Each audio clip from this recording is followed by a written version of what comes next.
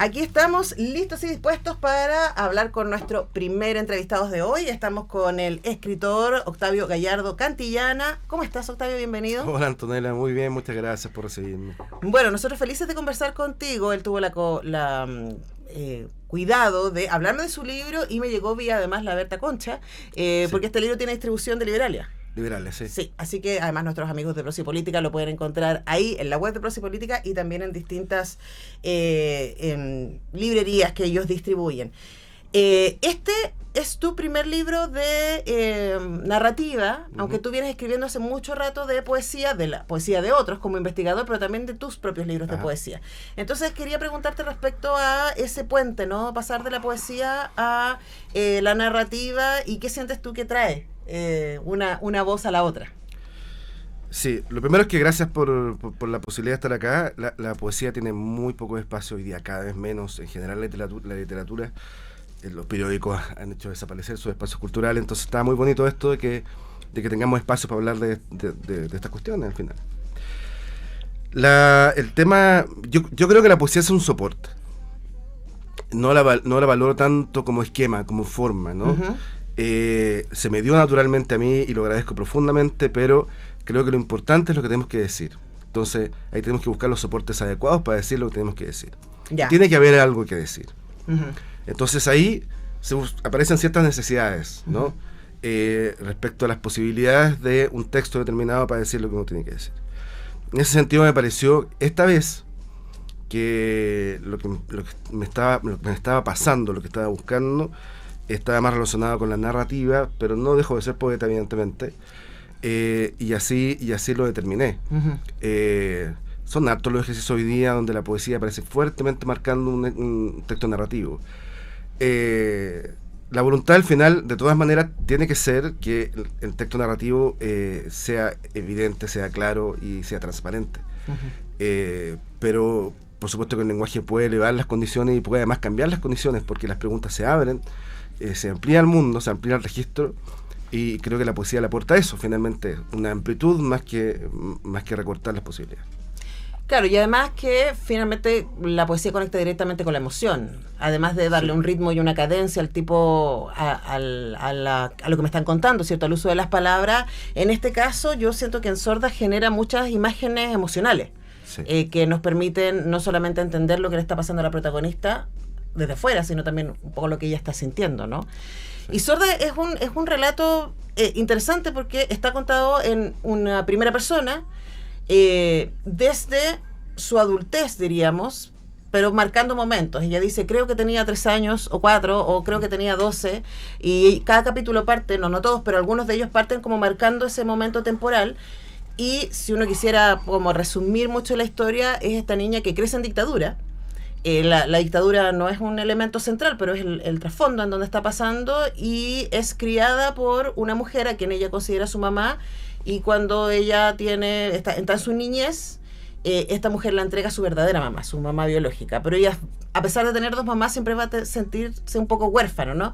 Eso es como si quisiéramos resumir un poco de qué va, y la vamos acompañando durante toda su adolescencia hasta 18, 19 años. Ese es más o menos el camino que hacemos con ella, y ella sufre además de hipoacusia, entonces esta sordera también tiene un elemento en la manera en que ella ve el mundo, en que percibe. Entonces, Octavio, detengámonos primero en esta voz femenina y en contar la historia de esta joven. Ajá. Mira, varias cosas que decir respecto a este resumen maravilloso que hiciste.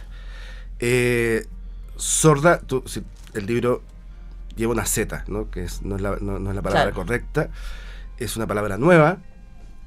Y de hecho tiene que ver finalmente con que esta persona que es sorda, esta protagonista que es sorda, tampoco es escuchada. Entonces la amplitud de la sordera es mucho mayor. Uh-huh. Y por eso yo quise modificar un poco la palabra, ¿no? Uh-huh. Se encuentra en relación a un mundo que es el telón de fondo, ¿no? Que es la dictadura, pero no es cualquier espacio de la dictadura. Yo quise situarme en un espacio de la dictadura que tenía que ver precisamente con hacia la salida de la democracia, un poco antes, en la instalación del modelo, porque eso generó una pobreza muy determinante. Uh-huh. Y la pobreza desde el Estado también es violencia. Yo creo que eso no lo habíamos podido mirar un poco. El cotidiano en ese espacio de violencia Sí. es lo que yo quería plantear acá, más que la situación de derechos humanos y todo eso, que es una cosa que hemos tratado, quizás no lo suficiente ni con todas las miradas posibles, pero quería ubicarme en ese lugar del espacio de la historia. Sí, además que a mí me parece súper necesario hacer esa instalación del recuerdo desde un lugar emocional, porque el discurso mediático, ¿cierto?, es que la dictadura nos dejó en una mejor posición económica. Exacto. Y la verdad es que quienes transitaron ese momento como adultos, yo lo transité como niña, pero de todas maneras recuerdo, ¿no?, lo difícil que fue ese momento, y claro, los niveles de desigualdad que hoy día tenemos, que son mayores a los que teníamos en los 60. Sí, lo que pasa es que esas instalaciones se hacen, o nosotros lo entendemos perfectamente, los que vivimos en sectores marginales en esa época, y bueno, y gran parte de Chile era un sector marginal en esa época. Entendemos que ese cambio de modelo fue a costa nuestra. Está pasando en Argentina también. Hay una especie de crisis de los basureros en Argentina, y me ha tocado mirarlo.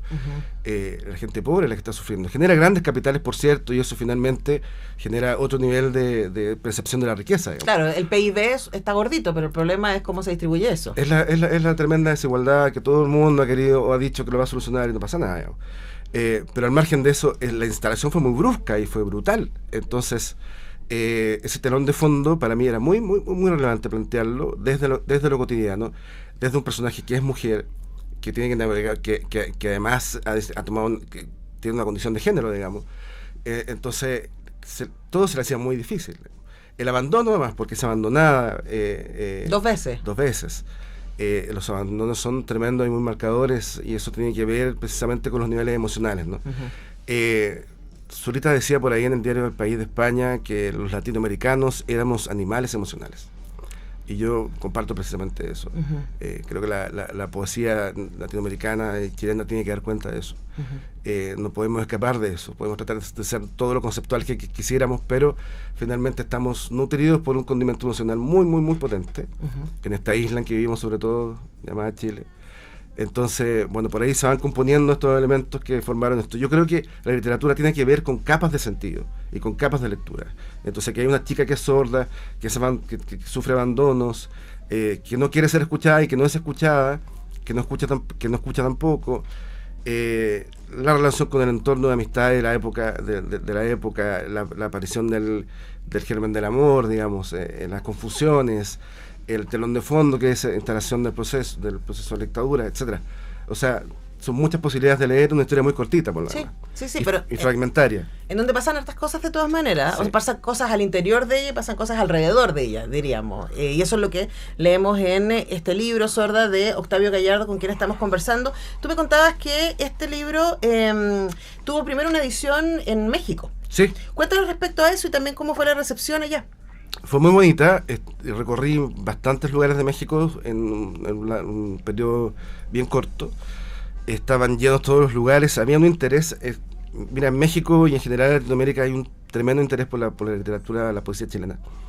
Y eso me ayudó mucho a que el libro fuera muy bien recibido, en términos críticos, en términos de los espacios de lectores, etcétera, etcétera. O sea, hice una gira imparable para promover el libro allá y por una editorial que además no es de las grandes editoriales, digamos. Un esfuerzo tremendo la editorial. Entonces fue una recepción maravillosa. Ahora esa edición es una edición más cortita que esta, porque la editora acá me pidió ampliarla un poquitito. Y este libro tenía el triple de páginas y yo lo recorté porque quería que fuera tremendamente simbólico. Entonces dejé fragmentos de la historia finalmente, para que compusieran el cuadro. Así que aquí le agregué algunos elementos que tienen que ver con cosas que se reconocen un poquito más en Chile, digamos. Espérate, entonces déjame entender. Tú escribiste una cantidad de páginas que, si este libro tiene 80... 90, 100. Sí, 87 con el índice, ¿no? Sí. ¿Tú escribiste 2 veces eso? ¿Escribiste como 200 páginas? Sí, escribí la historia lineal, digamos, ya, contándola como de manera natural se cuenta. ¿Y cómo llegaste a esa historia? ¿De dónde apareció esta chica? Lo que pasa es que hay un elemento que muchos escritores, sobre todo los hijos de Donoso, odian, que es lo que llaman autoficción. Ajá. Hay elementos biográficos. Yo soy efectivamente sordo de un oído y sufro de hipoacusia, y efectivamente fui no abandonado, sino que entregado a otra madre. Ese es el punto de partida. Ujú. Entonces dije, bueno, de aquí yo tengo que dejar una historia que ficcioné en adelante. ¿Y esa es la decisión con transformar a una chica? Sí, porque para ficcionarla necesitaba salir de mí. O sea, no Ujú. podía ser un personaje similar a mí. Ujú. Porque si no, habría sido una biografía, a mi edad me parecía torpísimo. Igual la autoficción se lleva bastante todavía. Sí, entonces hay un hecho de la vida principal que lo que hago es transformarlo en ficción en adelante y le pongo todos estos elementos que me parecían interesantes. Pero sí, el punto de partida es un hecho personal del que necesitaba salir. Ujú. Necesitaba sacar todo eso de mi cuerpo y hacer un corte en mi historia. Era también una cuestión personal. Sí, sin duda. Yo creo que todos los libros, incluso las ficciones más distanciadas, uno podría decir, las ciencias ficciones, o el horror policial, igual siempre, todo artista está hablando de sí mismo todo el tiempo. Siempre, sí. O sea, es sí, como la autoficción es la manera Eso. más evidente, pero hay siempre, finalmente, de dónde va a salir esa obra, ¿no? Sí, lo que pasa es que la otra vez escuché a Gonzalo Contreras decir que la autoficción era una mierda. Así lo dijo directamente. Me parece que es una aberración lo que está diciendo, digamos, considerando lo que tú estás diciendo también, que todo es una autoficción en cierta Sí. medida, o sea, en referencia a la vida personal. Además que también es como catalogar un género completo con un solo adjetivo. Creo que es mal negocio porque sin duda en autoficción hay cosas que no están tan buenas, pero también hay cosas espectaculares. Sí. Lo mismo que en cualquier otro género, ¿no? Sí. Entonces, bueno, yo ahí diferenciaría porque diría, no puedo categorizar un género completo porque hay un par de libros que no me gustan, un par de autores que no me gustan. Y tampoco creo que sea lo más facilista, ¿no? O sea, yo creo que también pasa que desde ahí, no, pero escribir de ti mismo es lo más fácil que hay. No, sospecho que no. No, si el punto yo creo que es que hay que hacer literatura, finalmente. Ujú. O sea, tú puedes partir de un hecho personal, pero hay que hacer literatura. Y eso implica que se conecte con otras personas, Ujú. que esté relacionado a la vida de otras personas y que otra persona se conecte también con eso a través de otros espacios, los espacios que sea, emocional, a través de la historia, qué sé yo. Uno no puede perder de vista al lector en ese sentido. Exacto, exacto. Sí. Y por lo mismo invitarlo, y por eso me parecía curioso lo de México, ¿no? Porque, claro, gente de tu generación, de mi generación, probablemente puede entrar relativamente fácil y decir, claro, yo recuerdo este Chile, Sí. en donde este personaje se está desenvolviendo. Sí. Yo recuerdo estos ambientes, Sí. yo recuerdo las poblaciones, Sí. recuerdo, ¿no? Lo que era Chile en los 80. Pero incluso quien no estuvo ahí y no tiene ese ejercicio de poder decir, yo recuerdo porque yo estuve ahí, o porque gente muy cercana a mí estuvo ahí, hay maneras de entrar a la historia de esta mujer. Que si no recuerdo mal, no sé si sale su nombre en algún momento. En algún momento. Ah, viste, yo No tiene nombre. No tiene nombre. Tiene nombre, no se es sorda llama. con Z. Vamos a Sí. decirle Z. Sorda. Que claro, igual de todas maneras yo puedo entrar. Entonces me imagino perfectamente a alguien en Ciudad de México, ¿cierto? O en otras ciudades de ese tremendo y muy diverso país diciendo, claro, este no es mi país, pero sí me puedo identificar con esta realidad. Sí, claro, entendían que había una tiranía, independiente de que supieran en términos particulares algo de la historia, digamos. Había una tiranía, pero el caudal tenía que ver con la historia personal de la chica. Ujú. Ese era el motivo por el que yo siento que se conectaron, digamos. Ujú. Ahora quiero volver a lo que estábamos antes y como que hicimos un detour ahí. Ah. Que es la idea de que tú escribiste más de 200 páginas Ujú. para una versión mexicana que fue más cortita que esta, que tiene 80.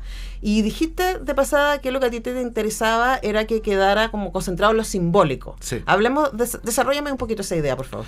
Lo que pasa es que hay cuestiones, de hecho hay cuestiones bien, yo diría que fuertes. El libro parte por el final, digamos. La chica muere, digamos, ¿no? Ese es el punto de partida del libro. O sea, lo que leemos es mientras cae. Sí. Ok.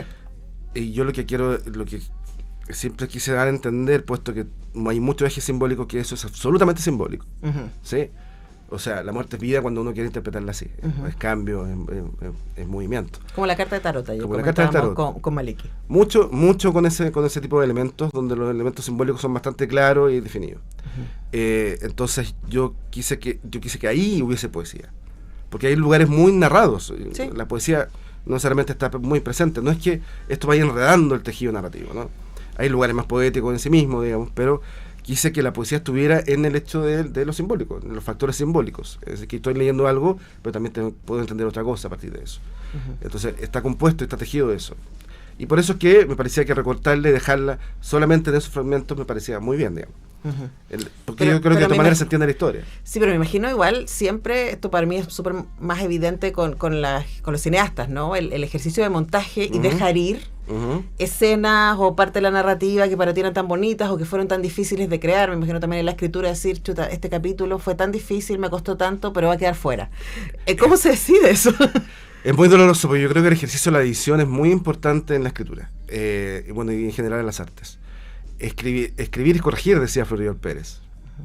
El hecho de corregir está muchas veces en la escritura. Entonces, bueno, ahí uno tiene que dejar ir, tiene que soltar y tiene que darle... Yo dejé el libro estar varios años. Lo escribí en un tirón, pero lo dejé estar varios años para poder editarlo y corregirlo de la mejor manera posible. Y ese, claro, un ejercicio doloroso, pero además muy rico también. Porque van apareciendo nuevos elementos. Cuando uno de repente saca el principio y saca el final, queda un elemento súper contundente y uno dice que hay más lecturas de lo que había cuando yo tenía el resto del texto. Bueno, y para cerrar en ese mismo ejercicio, ¿no? De lo que empieza a aparecer. Ajá. Una cosa es la escritura y como que tú decías, lo que uno tiene que sacar de uno, y otra cosa luego viene en la revisión, Sí. en la edición y en la recepción también, Ajá. ¿no? Y quería preguntarte qué sientes tú que te ha mostrado Sorda con Z en esos procesos posteriores a la escritura. ¿Qué sientes tú que has descubierto que estaba ahí que no sabías cuando lo estaba escribiendo? He descubierto a partir primero de la escritura de Sorda, descubrí muchos autores que hacen una cosa similar, digamos. Y de hecho, el premio Nobel del año pasado, Han Kang, tiene una escritura muy, muy, muy parcelada por lo poético. Pinceladas poéticas. Mira, tienes razón, sí. Sí, el escritor del Nobel de este año también, y hay muchos, encontré muchos ejemplos, y además encontré muchos ejemplos en la poesía social chilena, de la que ciertamente me distancio, pero que estaban presentes y que ha sido un poco olvidada. Yo creo que de alguna manera la han rechazado. Sin ir más lejos, Manuel Rojas, digamos. Entonces hay una especie de establishment ahí de la narrativa que es bien raro y que funciona coartando ciertas cuestiones. Entonces me pareció muy interesante encontrarme yo con ese fenómeno y poder leerlo, por un lado. Y por otro lado, empecé a tener una tentación por la narrativa. y estoy trabajando en eso, Ya, finalmente. sí. Además que a mí siempre celebro, ¿no? Los poetas que se pasan a la narrativa, el poeta sigue ahí, no es que... Antes se hablaba de tradición. No. Antes se hablaba de tradición. Cuando estaba pendejo se hablaba de tradición. Lo bueno es que como una no es purista. Claro. Entonces, No hay que serlo. Además que encuentro que, o sea, que ganamos todos en ese proceso, ¿no? Porque es otro lenguaje, es otro formato que te permite, como dices tú, comunicar otras cosas, pero el poeta sigue estando ahí. La belleza de la prosa sigue existiendo, la dureza en algunos momentos, la emotividad que aparece ahí. Entonces, bueno, y usted decida qué le gusta, ¿no? Yo soy de las que cree que por qué escoger. Bueno, pueden encontrar entonces Sorda con Z de Octavio Gallardo Cantillana en librerías, también en Prosa y Política, que son quienes están distribuyendo. Muchas gracias, Octavio, por tu interés, por hacerme llegar el libro y por venir a la radio. Muchas gracias por recibirme. Nosotros vi que llegó Rodrigo Sepúlveda. ¿Cómo estás? Vamos a estar conversando con él a la vuelta de su más reciente película, El Rey del Ring, después de estas canciones.